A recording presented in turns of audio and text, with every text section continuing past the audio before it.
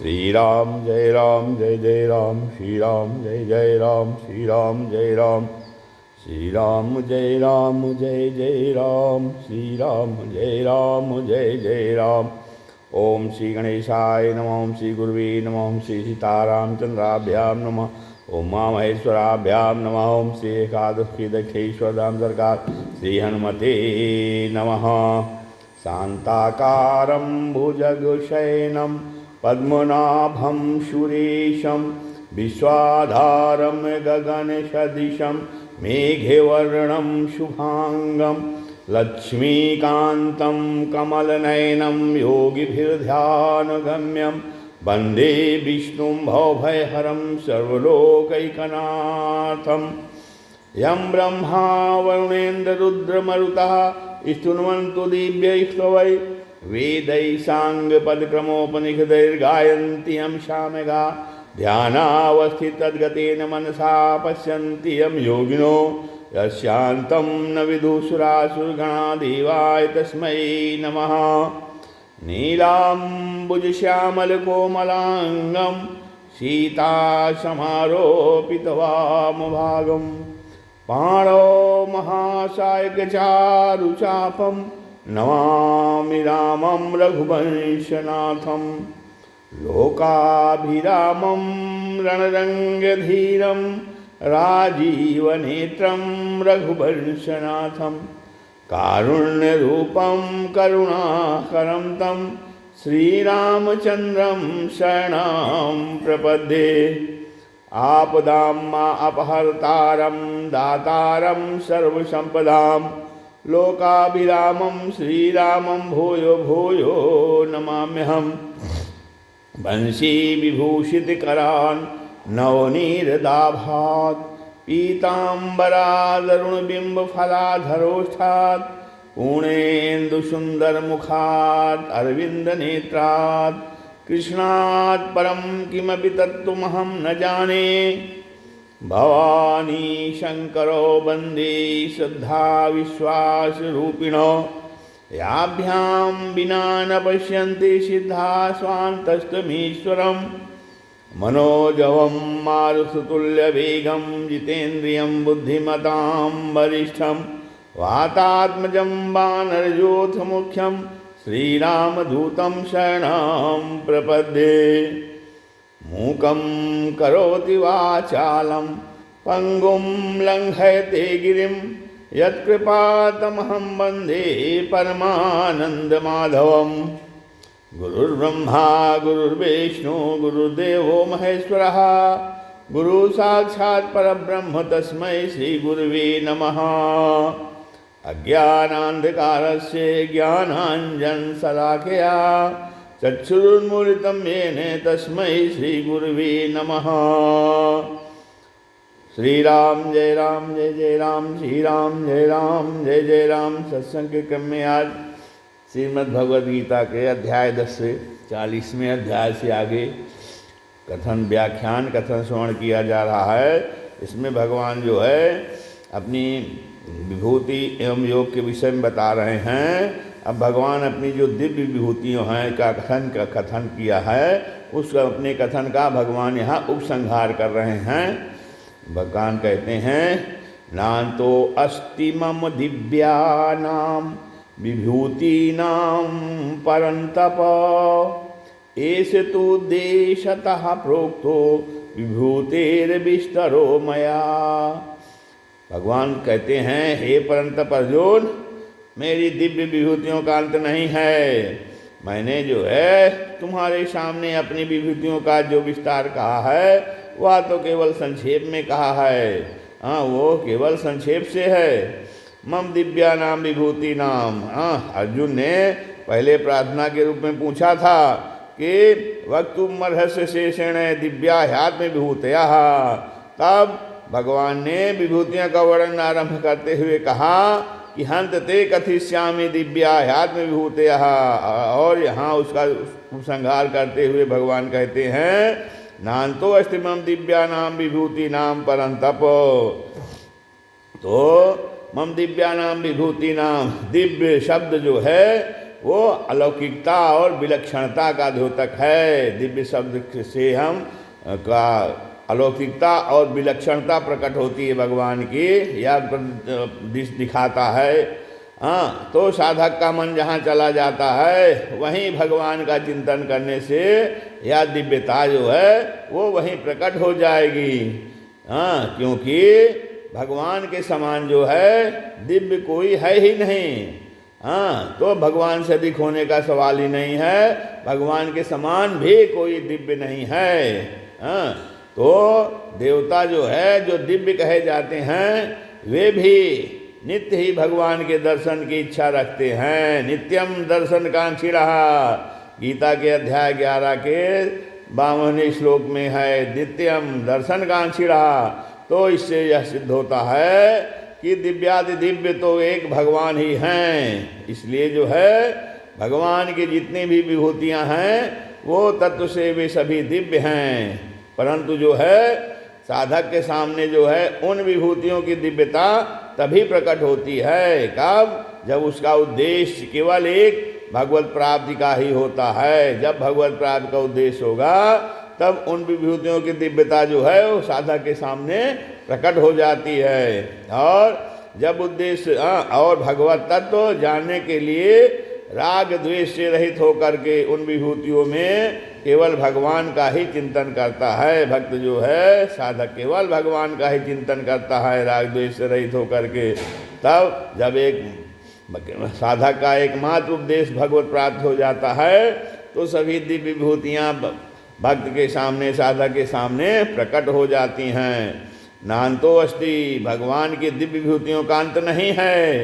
न अंतो अस्ति, कारण कि भगवान तो अनंत हैं, तो उनकी विभूतियाँ, गुण, लीलाएं भी आदि भी अनंत हैं। हरि अनंत, हरि कथा अनंता, रामचरितमानस में गोस्वामी तुलसीदास जी ने कहा है।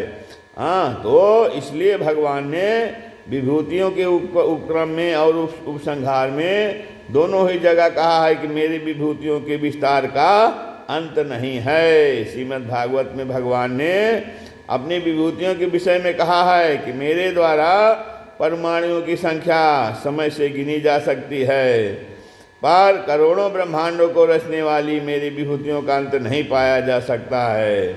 हाँ, तो भगवान जो है अनंत, असीम और अगाध हैं। संख्या की दृष्टि से भगवान अनंत हैं, अर्थात उनकी गणना परार्थ तक नहीं हो सकती। सीमा की दृष्टि से भगवान असीम हैं। तो सीमा तो दो तरह की होती है, कालकृत और देशकृत। अमुक समय पैदा हुआ और अमुक समय तक रहेगा, यह कालकृत सीमा हुए, और यहाँ से लेकर वहाँ तक यह देशकृत सीमा हुई। भगवान जो है ऐसे सीमा में बंधे हुए नहीं हैं। हाँ, तल की दृष्टि से भगवान जो है अगाध हैं। अगाध शब्द में गाध नाम तल का है। जैसे जल में नीचे का तल होता है, अगाध का अर्थ हुआ जिसका तल है ही नहीं, ऐसा अथाह गहरा। हाँ, एस तो उद्देश्यतः प्रोक्तो विभूतेर विस्तरो मया। अब 18वें श्लोक में भगवान ने अर्जुन से कहा कि आप अपनी दिव्य विभूतियों को विस्तार से कहिए।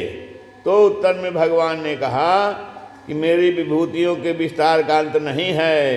ऐसा कहकर भी भगवान ने अर्जुन की जिज्ञासा के कारण जो है बड़ी कृपा पूर्वक अपनी विभूतियों का विस्तार से वर्णन किया, परंतु जो है यह विस्तार केवल लौकिक दृष्टि से ही है। इसलिए भगवान यहाँ कह रहे हैं कि मैंने यहाँ जो विभूतियों का विस्तार किया है या वह विस्तार केवल तेरी दृष्टि से ही है। मेरी दृष्टि तो यह विस्तार भी वास्तव में बहुत ही संक्षेप से, माने नाम मात्र का है, क्योंकि मेरी विभूतियों का अंत नहीं है। अब इस अध्याय में बताई गई संपूर्ण विभूतियाँ सबके काम नहीं आती, प्रत्युत जो है ऐसी अनेक विभूतियाँ भी ऐसी अनेक जो है दूसरी विभूतियाँ भी काम आती हैं जिनका यहाँ वर्णन नहीं है। अतः इसलिए साधक को चाहिए कि जहाँ जहाँ जो है किसी विशेषता को लेकर मन खींचता हो, वहाँ वहाँ इस विशेषता को भगवान की ही माने और भगवान का ही चिंतन करे। चाहे जो है वह विभूति यहाँ भगवान द्वारा कही गई हो अथवा ना कही गई हो। आप 18वें श्लोक में भगवान ने अर्जुन को भगवान से विभूति और योग बताने की प्रार्थना की। अर्जुन ने भगवान से, इस पर भगवान ने पहले अपनी विभूतियों को बताया और अब आगे जो है योग के विषय में बता रहे हैं। यद यद विभूति मत्सत्वम श्रीमधूर्जितमेव वा तत्तद्देवावगच्छित्वं मम तेजो अंश संभवम। कहते हैं भगवान जो जो ऐश्वर्य युक्त शोभा युक्त और बल युक्त वस्तु है उसको तुम मेरे ही तेज अर्थात योग के अंश से उत्पन्न हुई समझो। यद यद विभूति मत्सत्वम श्रीमदूर्जितमेव वा। संसार मात्र में जिस किसी सजीव निर्जीव वस्तु व्यक्ति घटना परिस्थिति गुण भाव क्रिया आदि में जो कुछ ऐश्वर्य दिखाई देता है, शोभा या सौंदर्य दिखाई देता है, बलवत्ता दिखाई देता है तथा जो कुछ भी विशेषता विलक्षणता योग्यता दिखाई देता है, उन सबको भगवान कहते हैं मेरे तेज के किसी एक अंश से उत्पन्न हुई जानो। ये समझो कि वो मेरे तेज से ही उत्पन्न हुआ है, मेरे तेज का एक अंश से उत्पन्न हुआ है। वो तात्पर्य है कि उनमें वह विलक्षणता भगवान कहते हैं मेरे योग से सामर्थ्य से प्रभाव से ही आई है, ऐसा तुम समझो। तत्तद्देवावगच्छित्वं मम तेजो अंश संभवम। मेरे बिना कहीं भी और कुछ भी विलक्षणता नहीं। भगवान कहते हैं सारी विलक्षणता जो कहीं भी दिखाई देती है वो सब भगवान के कारण है, भगवान से है। मनुष्य को जिस जिसमें विशेषता मालूम दे उसमें भगवान की ही विशेषता मानते हुए भगवान का ही चिंतन होना चाहिए। अगर जो है भगवान को छोड़कर दूसरे वस्तु व्यक्ति आदि की विशेषता दिखती है तो वह पतन का कारण है। जैसे पतिव्रता स्त्री अपने मन में यदि पति के सिवाय दूसरे किसी पुरुष की विशेषता रखती है तो उसका पातिव्रत भंग हो जाता है। ऐसे ही भगवान के सिवाय दूसरी किसी वस्तु की विशेषता को लेकर यदि मन खिंचता है तो व्यभिचार दोष आ जाता है, अर्थात भगवान के अनन्य भाव का व्रत भंग हो जाता है। आप संसार में छोटी से छोटी और बड़ी से बड़ी वस्तु व्यक्ति क्रिया आदि में जो भी महत्ता सुंदरता शुभरूपता दिखती है और जो कुछ लाभ रूप हित रूप दिखता है वह वास्तव में सांसारिक वस्तु का है ही नहीं। अगर जो है उस वस्तु का होता तो वह सब समय रहता और सबको दिखता, पर जो है वह ना तो सब समय रहता है और न सबको दिखता है। इससे सिद्ध होता है कि वह उस वस्तु का नहीं है तो फिर किसका है? उस वस्तु का जो आधार है उस परमात्मा का है। उस परमात्मा की झलक ही उस वस्तु में सुंदरता सुख रूपता आदि रूपों से दिखती है। परंतु जो है जब मनुष्य की वृत्ति परमात्मा की महिमा की तरफ न जाकर वह उस वस्तु की तरफ हो ही जाती है तब वह संसार में फंस जाता है और संसार से में फंसने पर उसको ना तो कुछ मिलता है और न उसकी तृप्ति ही होती है। इसमें सुख नहीं है, इससे तृप्ति नहीं होती। तब इतना अनुभव होने पर भी मनुष्य का वस्तु आदि में सुख रूपता का वहम मिटता नहीं, भ्रम मिटता नहीं। मनुष्य को सावधानी के साथ विचार पूर्वक जो है देखना चाहिए कि प्रतिक्षण मिटने वाली वस्तु में जो सुख दिखता है वह उसका कैसे हो सकता है। वह वस्तु प्रतिक्षण नष्ट हो रही है तो उसमें दिखने वाली महत्ता सुंदरता उस वस्तु की कैसी हो सकती है। आप जैसे बिजली के संबंध से रेडियो बोलता है तो मनुष्य राजी होता है कि देखो इस यंत्र से कैसी आवाज़ आ रही है, पर वास्तव में उस रेडियो में जो कुछ शक्ति है वह सब बिजली की ही है। बिजली से ही संबंध न होने पर केवल यंत्र से आवाज़ नहीं निकाली जा सकती। अनजान व्यक्ति तो उस शक्ति को यंत्र की ही मान लेता है, पर जानकार व्यक्ति उस शक्ति को बिजली की ही मानता है। ऐसे ही किसी वस्तु व्यक्ति पदार्थ क्रिया क्रिया आदि में जो कुछ विशेषता दिखाई देती है उसको अनजान मनुष्य तो उस वस्तु व्यक्ति आदि की ही मान लेता है। पर जानकार मनुष्य उस विशेषता को भगवान की ही मानता है।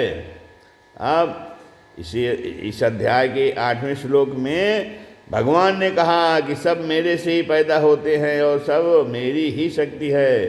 तब इसमें भगवान का तात्पर्य यह है कि तुम्हें जहाँ कहीं और जिस किसी में विशेषता, महत्ता, सुंदरता, बलवत्ता आदि दिखाई दे वह सब मेरी ही है, उनकी नहीं है, ऐसा जानो।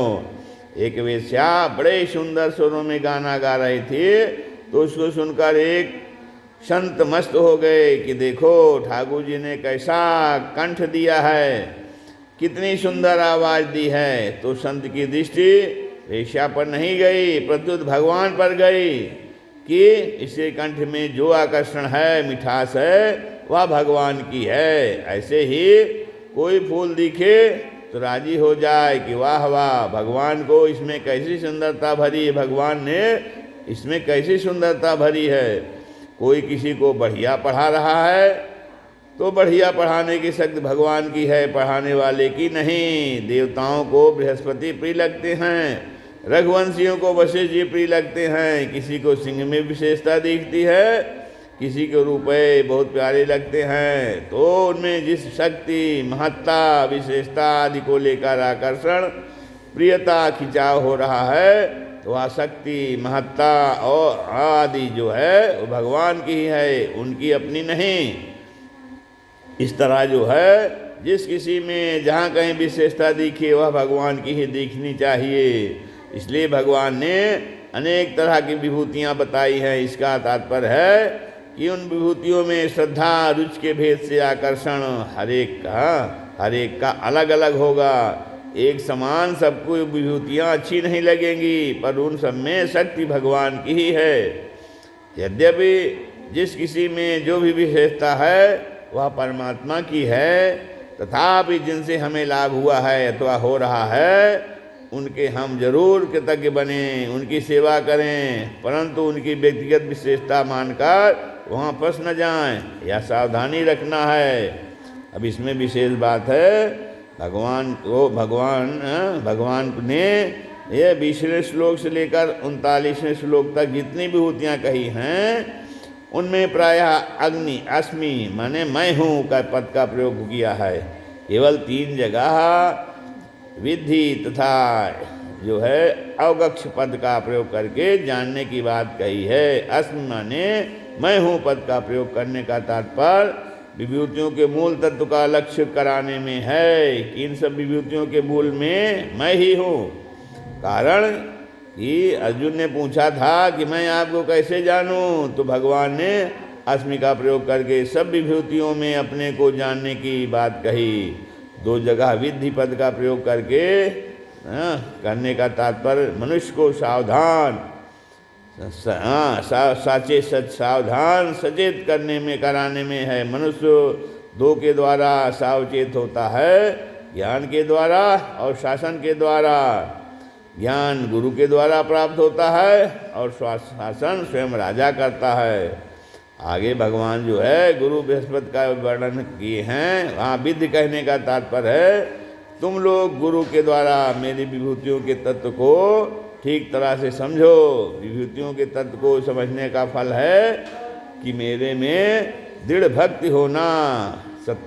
आगे जहाँ राजा का वहाँ तो कहते हैं कि तुम लोग राजा के शासन द्वारा उन्मार्ग से बचकर सन्मार्ग में लगना अर्थात अपना जीवन शुद्ध बनाना समझो। गुरु प्रेम से समझाता है और राजा बल से समझाता है। गुरु के समझाने में उद्धार की बात मुख्य रहती है और राजा के समझाने में लौकिक मर्यादा का पालन करने की बात मुख्य रहती है। आगे जो है भगवान फिर 27वें श्लोक उच्च स्वभाव ऐरावत का वर्णन किया है। वे दोनों राजा के वैभव के उपलक्षण हैं। कारण घोड़े, हाथी आदि राजा के ऐश्वर्य हैं और ऐश्वर्यवान राजा ही शासन करता है। इसलिए उस श्लोक में विधि पद का प्रयोग हुआ, खास करके राजा के लिए ही किया गया है। अब भगवान आगे कहते हैं ये अर्जुन के प्रश्नों को उत्तर देकर अब भगवान अपनी तरफ से खास बात बताते हैं। क्या बताते हैं? अथवा बहुनैतेने किं ज्ञातेन तवार्जुन इष्टभ्याहमिदं कृष्णं एकांशेन स्थितो जगत। अथवा हे अर्जुन, तुम्हें जो है इस प्रकार बहुत सी बातें जानने की क्या आवश्यकता है? भगवान कहते हैं मैं अपने किसी एक अंश से संपूर्ण जगत को व्याप करके स्थित हूँ। तो अथवा जो है यह जो है अव्यय पद देकर भगवान अर्जुन से मानो यह कह रहे हैं कि तुमने जो प्रश्न किया था उसके अनुसार मैंने उत्तर दिया ही है। अब जो है बहुनैतेन की ज्ञातेन तव अर्जुन, भैया अर्जुन तुम्हें इस प्रकार बहुत जानने की क्या ज़रूरत है? मैं घोड़ों की लगाम और चाबुक पकड़े तेरे सामने बैठा हूँ। दिखने में तो मैं छोटा सा दिखता हूँ, पर मेरे शरीर के किसी एक अंश में अनंत कोटि ब्रह्मांड, महासर्ग और महाप्रलय दोनों अवस्थाओं में मेरे में स्थित है। इन सब को लेकर मैं तेरे सामने बैठा हूँ और तेरी आज्ञा का पालन करता हूँ। इसीलिए जब मैं स्वयं तेरे सामने हूँ तब तेरे लिए बहुत सी बातें जानने की क्या ज़रूरत है? विष्टभ्यामिदं कृष्णम एकांशेन स्थितो जगत। तो कहते हैं भगवान कि मैं इस संपूर्ण जगत को एक अंश से व्याप्त करके स्थित हूँ।